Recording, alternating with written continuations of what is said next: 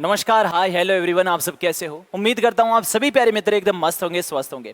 प्यारे दोस्तों, आप सभी के लिए मैं आज आपके लिए बहुत ही इंटरेस्टिंग सा एक टॉपिक लेकर के आया हूँ। जैसा कि आप सभी को पता है कि भैया जो भी आपका सिलेबस है, जो भी इंपॉर्टेंट आपके जो टॉपिक दे रखे हैं ना, उनमें से भी बहुत ही प्यारी सी बात लेकर के आपके लिए डेली 9 बजे बूस्टर डोज के रूप में लेकर के आता हूं, जिसके अंदर मैं कवर करवाता हूं कि एग्जाम में पहले क्वेश्चन यहां से पूछे जा चुके हैं और पूछे जाने की संभावना है। ऐसे बहुत ही प्यारे से टॉपिक के बारे में डेली 9 बजे आपके साथ में डिस्कस करता हूं। सभी को पता है ना इस बात का? ठीक है, तो आज इसी प्रकार का बहुत ही प्यारा सा टॉपिक में लेकर के आया हूं, जहां से एग्जाम के अंदर क्वेश्चन पूछे जाते हैं। काफी इंपॉर्टेंट ये टॉपिक बन जाता है। प्यारे दोस्तों, ये जो टॉपिक है आज का, वो किस बात पे है? वो क्या है टॉपिक? टॉपिक है यहां पे कार्य का। किसकी चर्चा में करने वाला हूं भैया? कार्य के बारे में आपको बताने वाला हूं। फिजिक्स का एक ऐसा टॉपिक है जहां से अक्सर एग्जाम के अंदर 1 से 2 क्वेश्चन पूछा जाने वाला है। बोले सर पूरा का पूरा कार्य तैयार करवाओगे क्या? अरे भैया बिल्कुल भी नहीं, मैं तो केवल वो टॉपिक वो पॉइंट कंप्लीट कराने वाला हूं जो सबसे इंपॉर्टेंट बन जाता है। कार्य बहुत सारा बड़ा पार्ट है, लेकिन वो मैं नहीं कराऊंगा। मैं तो वो बताऊंगा जहां से डायरेक्ट क्वेश्चन पूछा जाता है। यस और नो? चलो देखो क्या क्या बात। सबसे पहले तो कार्य के बारे में जानो। कार्य क्या होता है? कार्य भैया एक अदिश राशि होती है। सबसे पहली बात नोट कर लेना, कार्य की डेफिनेशन क्या होती है? किसी भी वस्तु के ऊपर यदि आप बल लगा रहे हो और बल लगाने के बाद में उसमें विस्थापन उत्पन्न हो जाता है, यानी उसकी स्थिति में परिवर्तन हो जाता है, यह प्रोसेस क्या कहलाती है? कार्य। यानी भी किसी भी वस्तु के ऊपर आप लगाओगे बल और उसमें कर दोगे विस्थापन, इसे क्या कहा जाता है? इसे कहा जाता है कार्य। बल गुणा विस्थापन ही कार्य कहलाता है। क्लियर है इतनी बात? मैं इस कार्य को इसके फलन के रूप में लिख देता हूं, तो W इक्वल टू क्या हो जाता है? F S cos theta. दोनों बात आपको याद रखनी है। किसी भी वस्तु पर लगाओ बल, उसकी स्थिति में होगा परिवर्तन, यही कहलाता है कार्य। समझ पा रहे हो बात को? ठीक है। अब मैं तीसरी बात इसमें बताना चाहूंगा, इसके मात्रक से संबंधित क्वेश्चन पूछा जाता है। मात्रक की बात करेगा तो इसका मात्रक आप खुद से निकाल सकते हो। बोले सर बल का जो एफ का मतलब फोर्स, बल का जो मात्रक होता है, बोले सर न्यूटन हो जाएगा। न्यूटन। बोले सर ये जो विस्थापन होता है ना, इस विस्थापन का मात्रक होता है मीटर। क्या हो जाएगा? मीटर। तो यहां पे न्यूटन गुणा मीटर किसका मात्रक हो जाएगा? कार्य का मात्रक हो जाएगा। ले पाए ना इतनी बात? आगे चलो। यदि आपको ऐसा ही मात्रक पूछ लिया जाए तो क्या हो जाएगा? या तो ये दिख जाए या आपको क्या दिख जाएगा? इसे ही क्या कहा जाता है? जूल कहा जाता है। या आपको सीजीएस मात्रक पूछ लिया जाए कि भैया कार्य का सीजीएस मात्रक क्या होता है, तो अर्ग होता है। एक लेडीज एंड जेंटलमैन, प्यारे से दोस्तों, प्रिय मित्रों, यहां पे दोनों से एक रिलेशन पूछा जाता है जो बहुत ही प्यारा सा रिलेशन बन जाता है। बोले सर क्या?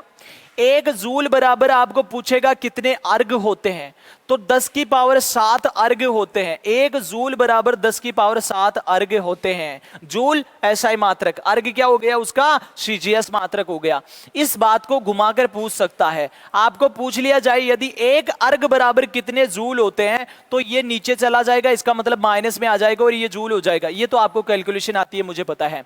तो ये याद रखना, 1 जूल बराबर 10 की पावर 7 अर्ग के बराबर होता है। ये तो कार्य के बारे में मैंने छोटी छोटी सी बातें इंपॉर्टेंट सी आपको बता दी है। अब जो मैं आपके साथ में डिस्कस करने वाला हूं, वो 3 पॉइंट डिस्कस करूंगा। पहला जो पॉइंट वो है धनात्मक कार्य का। धनात्मक कार्य का मैं आपसे डिस्कस करूंगा। दूसरा मैं आपके साथ में डिस्कस करने वाला हूं ऋणात्मक कार्य, और तीसरा मैं डिस्कस करने वाला हूं आपके साथ में शून्य कार्य। अब आपको पता चल गया होगा कि हाँ सर, यहां से अक्सर एग्जाम में क्वेश्चन पूछा जाता है। जिसको आता है वो रिवाइज कर लेना, जिसको नहीं आता है मैं एक एक बात बताऊंगा, कब ऋणात्मक, कब धनात्मक, कब शून्य होता है। बहुत ही प्यारी सी बातें मैं बताऊंगा आपको। ठीक है, ठीक है। चलो मैं इसे मिटा देता हूं, यहीं पर मैं समझाने वाला हूं आपको। सारी की सारी बातें आपको समझ में आ जाएंगी। बस आप फुल्ली कंसिस्टेंसी के साथ में पूरी क्लास देखना और अपने दोस्तों के साथ में शेयर कर देना यदि आपको क्लास पसंद आ जाती है तो। यस और नो? और आप सभी को पता है ना, यहां से क्वेश्चन भी पूछे जाते हैं। देखिए मैं सबसे पहले बात करूंगा यहां पे धनात्मक कार्य की। धनात्मक कार्य, अब देखो धनात्मक कार्य बोल दूं या अधिकतम कार्य बोल दूं, बात एक ही है। मैं यहां पे एक कोई वस्तु ले रहा हूं, ये हो गई एक वस्तु।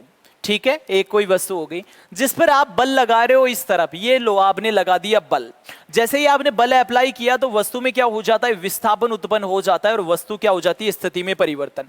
आपने बल लगाया, बल लगाने की वजह से जिस दिशा में आपने बल लगाया उसी दिशा में विस्थापन हो गया। इस दौरान जो कार्य होगा वो कैसा हो जाएगा? धनात्मक कार्य। कहने का मतलब है आप जिस दिशा में बल लगा रहे हो और उसी दिशा में विस्थापन उत्पन्न हो रहा है, तो इस दौरान जो कार्य होगा वो कैसा हो जाएगा? धनात्मक कार्य होगा, अधिकतम कार्य होगा। अब मैं इसको प्रूफ भी करके दिखाता हूं।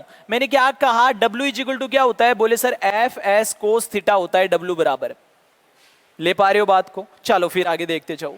अब यहां पे देखिए, क्या मुझे बता सकते हो क्या इस बल और इस विस्थापन के बीच में कितने डिग्री का एंगल है? बोले सर सभी को पता है यहाँ पे 0 डिग्री का एंगल बन जाता है।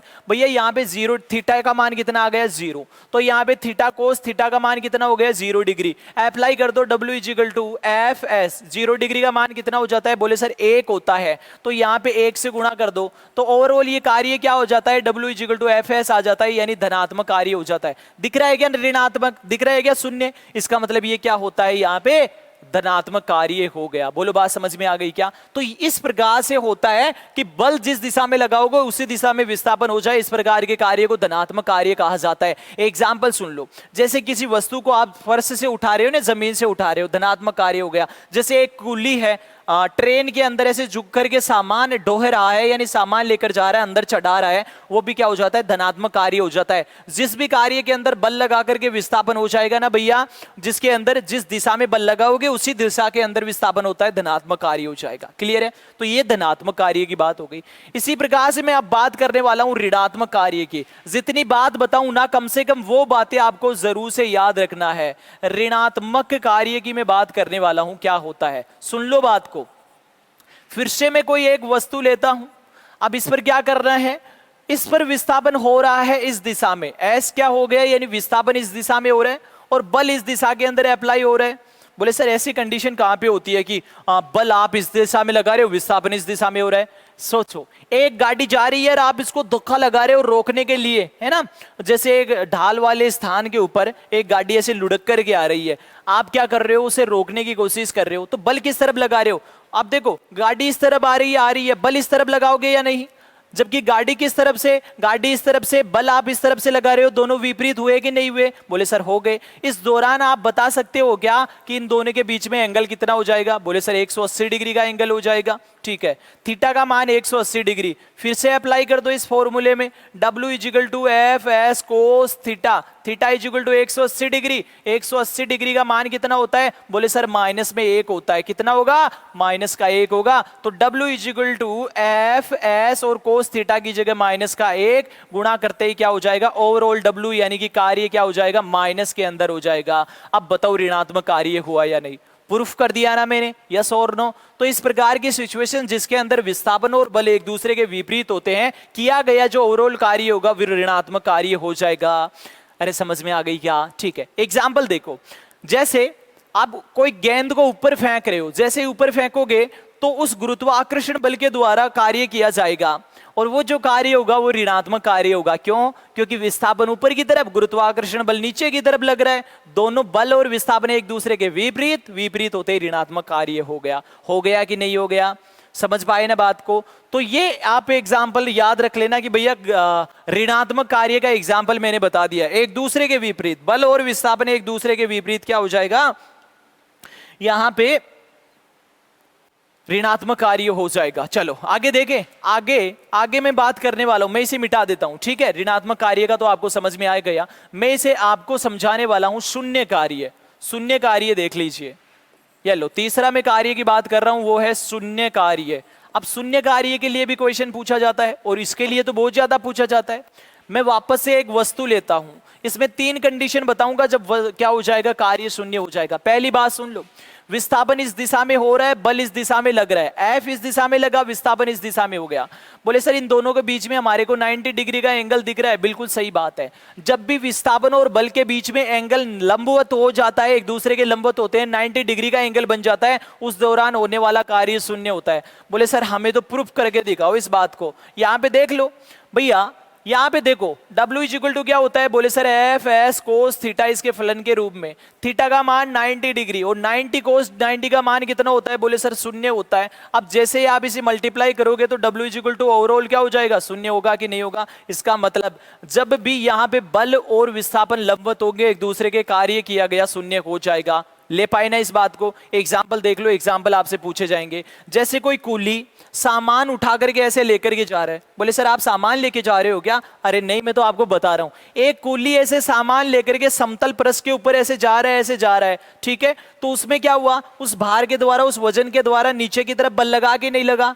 बोले सर बिल्कुल लगा। तो भैया नीचे की तरफ बल लगा, ये विस्थापन किस तरफ जा रहा है, इस तरफ जा रहा है कि नहीं जा रहा है? बोले सर बिल्कुल जा रहा है। इसका मतलब हो गया विस्थापन इस तरफ, बल इस तरफ, दोनों के बीच में 90 डिग्री का एंगल, ओवरऑल कार्य क्या हो गया? शून्य हो गया। क्लियर है? क्लियर है बात, ठीक है। इसी प्रकार से एग्जाम्पल देख लो। इसी प्रकार से जैसे कोई वृत्तीय पथ है, उसके अंदर कोई पत्थर को आप घुमा रहे हो, तो अभिकेंद्रीय बल के द्वारा जो कार्य किया जाएगा वो शून्य हो जाएगा। कैसे? अभिकेंद्रीय बल लगता है केंद्र की तरफ, एक स्पर्श रेखा खींचो इस पत्थर की तरफ, तो क्या हो जाएगा? पता चलेगा इस तरफ विस्थापन होगा, इन दोनों के बीच में 90 डिग्री का एंगल बन जाएगा। 90 डिग्री का एंगल का मतलब कार्य क्या हो जाएगा? शून्य हो जाएगा। होगा कि नहीं होगा? जैसे उपग्रह चक्कर लगाते हैं ना, तो उनके द्वारा जो अभिकेंद्रीय बल द्वारा किया गया कार्य कैसा हो जाएगा? शून्य हो जाएगा। होगा कि नहीं होगा? ठीक है।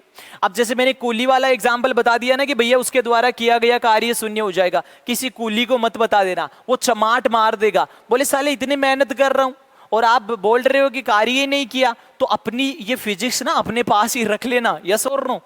बेचारी का दिल मत दुखा देना, वरना वो आपका गाल दुखा देगा। यस और नो? ठीक है, मैंने बता दिया है क्या रीजन है। तो ये शून्य कार्य की पहली कंडीशन आ गई जब लंबवत कोण होता है। दूसरी कंडीशन सुन लो। बोले सर सेकंड कंडीशन कौन सी आ जाएगी? भैया सेकंड कंडीशन आ जाएगी जब यहां पे ये एफ एस कोस थीटा को मैं हटा देता हूं, W इक्वल टू बताता हूं यहाँ पे एफ एस, ठीक है, यानी बल गुणा विस्थापन। यहाँ पे यदि बल शून्य हो जाता है, यदि बल क्या हो जाएगा? शून्य। शून्य को गुणा करोगे किसी इकाई से तो शून्य, रिजल्ट क्या आ जाएगा? शून्य। बल लगाओगे विस्थापन शून्य। इसी प्रकार से यहाँ पे आ जाएगा यदि शून्य विस्थापन क्या हो जाए? शून्य हो जाए। यदि विस्थापन शून्य गुणा करोगे शून्य से तो ओवरऑल क्या हो जाएगा? शून्य हो जाएगा कार्य। बोले सर ऐसी कौन सी जिसमें बल लगा रहे हो फिर भी विस्थापन नहीं हो रहा है, ऐसी कंडीशन कौन सी होती है? भैया आप दीवार को धक्का लगा रहे हो, है ना, मस्त तरीके से धक्का लगा रहे हो, पसीना पसीना हो गए, रात दिन कर दिए, दीवार नहीं खिसकी। खिसकीना का मतलब है विस्थापन नहीं हुआ। विस्थापन नहीं होने का मतलब है जीरो। जीरो से गुणा करो, ओवरऑल कार्य क्या हो जाएगा? शून्य हो जाएगा। यस और नो? इतनी बात समझ में आ गई ना? एग्जाम्पल मैंने बता दिया, एग्जाम्पल भी याद रखना, कब धनात्मक कब ऋणात्मक और कब शून्य होता है ये भी मैंने समझा दिया है। तो ले पाए कि नहीं ले पाए? यहां से एग्जाम के अंदर क्वेश्चन बनता है भैया जो सीख गया मजा हो गया उसके तो, और जो नहीं सीखा वो सीख लो भैया, इंपॉर्टेंट बात है प्लीज, है ना। तो मैं उम्मीद करता हूं आपको बात समझ में आ गई। अगर आपको बात समझ में आ गई है तो मिलते हैं अगली क्लास में। आपको विकास कटारिया एजुकेशन को सब्सक्राइब करके रख लेना है। इसी प्रकार के इंपॉर्टेंट टॉपिक मैं आपके साथ में डेली डिस्कस करता हूं। और जो भी मेरी 9 बजे वाली क्लास के अंदर अभी नहीं जुड़ा है प्यारा मित्र, तो जुड़ जाइए, ठीक है, जहां पर हम क्या करते हैं? फिजिक्स केमिस्ट्री बायोलॉजी के क्वेश्चंस डिस्कस करते हैं। क्लियर है क्या बात? ठीक है। तो प्यारे दोस्तों मिलता हूं आपसे अगले वीडियो में। तब तक के लिए आप सभी प्यारे मित्र मस्त रहो, व्यस्त रहो, मोटिवेट रहो। Thank you so much. और लाइक शेयर सब्सक्राइब अपने दोस्तों के साथ में जरूर शेयर कर देना। Okay okay.